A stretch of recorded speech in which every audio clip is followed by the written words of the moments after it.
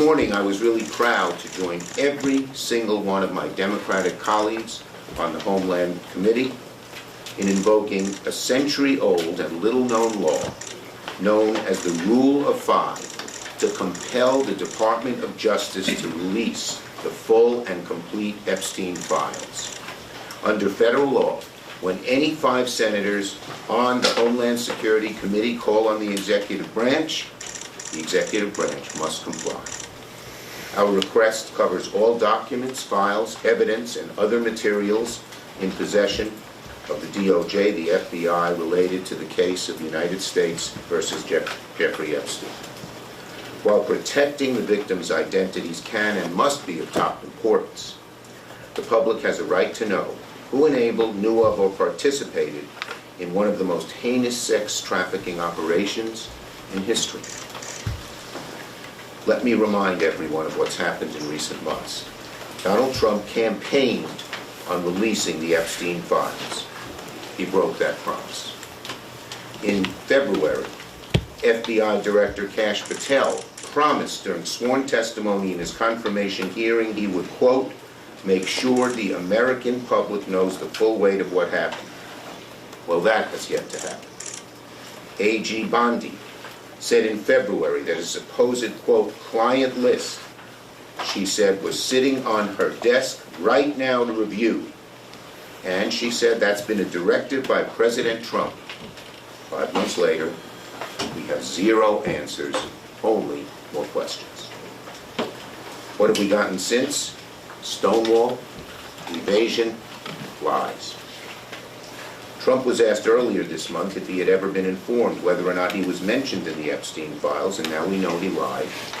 He said no, but in fact he was told by the Attorney General in May that he was mentioned. And when the House had an opportunity to take votes on the Epstein files, Speaker Johnson skedaddled out of town, launching the Epstein recess. This is not complicated. After promising full transparency for years, every single time Trump, his administration, Republican leaders have had a chance to be transparent about the Epstein files, they've chosen to hide. The evasions, the delays, the excuses, they are not just odd, they're alarming. It begs the question, if there's nothing to hide, why all the evasiveness?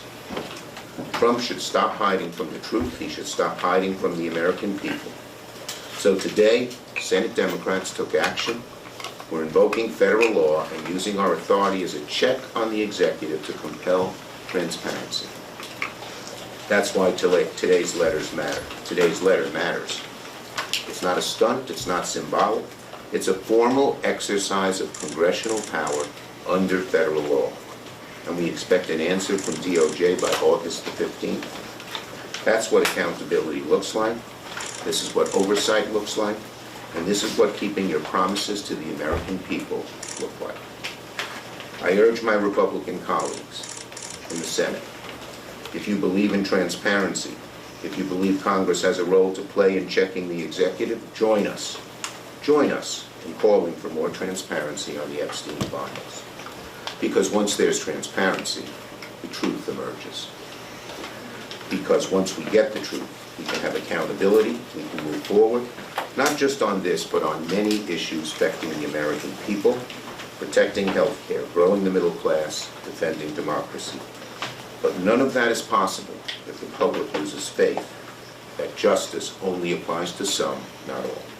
Senator Peters has taken a great lead on this issue as ranking member of the Homeland Security Committee, and I'm proud to call on him to speak. Sorry. Go ahead, you both can go. You want to go once? We can go together. Do you want to talk about this? Yeah, well, So go ahead, you go first. if they don't respond to your request, is there any enforcement mechanism? Is there any way for you guys to... Well, our hope is that our Republican colleagues will join us in this. This is a law.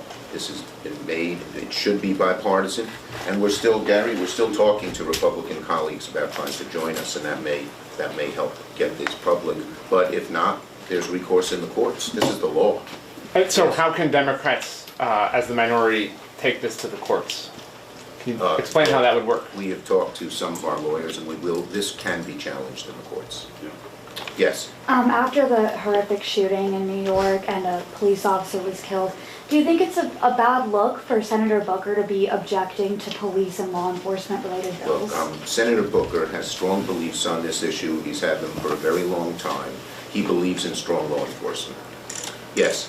Some of your Democratic colleagues have talked about making an amendment to the minibus related to the Epstein files. Will you use that or the NOMS negotiations that are going on to try to force Republicans? Look, we are on the initial minibus, we are running a hotline right now.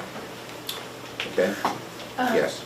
Emil Bovey was confirmed last night, even after a number of whistleblowers came forward, including some at the 11th hour. But what do you think this means going forward for future whistleblowers who are thinking about whether it's worth it? I think I said it was one of the low points, not only in this Congress, but in the history of Congress, to put a man like this in such an important position as a circuit court judge. It's a disgrace. He doesn't belong there. And our Republican, he only had one qualification: he'd do whatever Trump wants. That's a horrible qualification for a judge. Yes? Thanks, Leader. What do you make of reporting that Republicans in the White House are lobbying against a stock trading ban in Congress here? We Senate Democrats are for a stock trading ban.